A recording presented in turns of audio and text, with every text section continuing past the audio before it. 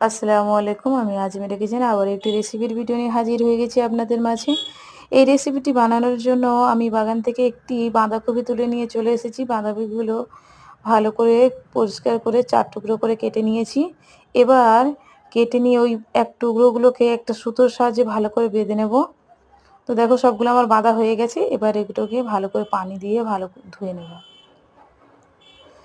পানি দিয়ে ভালো করে ধোয়া হয়ে গেলে একটি পাত্রে এগুলোকে নিয়ে নেব। আসসালামু আলাইকুম। আমি আজমিরা কিচেনে আবার একটি রেসিপির ভিডিও নিয়ে হাজির হয়ে গেছি আপনাদের মাঝে।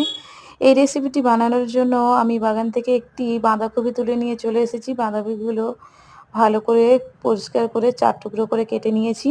এবার কেটে নিয়ে ওই এক টুকরোগুলোকে একটা সুতোর সাহায্যে ভালো করে বেঁধে নেব। তো দেখো সবগুলো আমার বাঁধা হয়ে গেছে। এবার এগুলোকে ভালো করে পানি দিয়ে ভালো করে ধুয়ে নেব। পানি দিয়ে ভালো করে ধোয়া হয়ে গেলে একটি পাত্রে এগুলোকে নিয়ে নেব। এবার বাঁধাকপিগুলোকে একটি কড়ার মধ্যে পানি আর লবণ দিয়ে সিদ্ধ করতে বসিয়ে দেবো।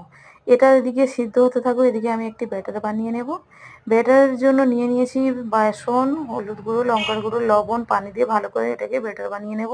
এটাকে এক সাইড করে দিয়ে এবার যেটা বাঁধাকপি সিদ্ধ করতে দিয়েছিলাম সেগুলোকে ঝারিয়ে নেব। নিয়ে তার মধ্যে যে সুতো দিয়ে বেঁধে দিয়েছিলাম সেই সুতোগুলোকে খুলে নেব। তো এগুলো খোলা হয়ে গেছে। এবারে ব্যাটারে ডুবিয়ে এগুলোকে তেলের মধ্যে ফ্রাই করে নেব। এবার বাঁধাকপিগুলোকে একটি কড়ার মধ্যে পানি আর লবণ দিয়ে সিদ্ধ করতে বসিয়ে দেবো।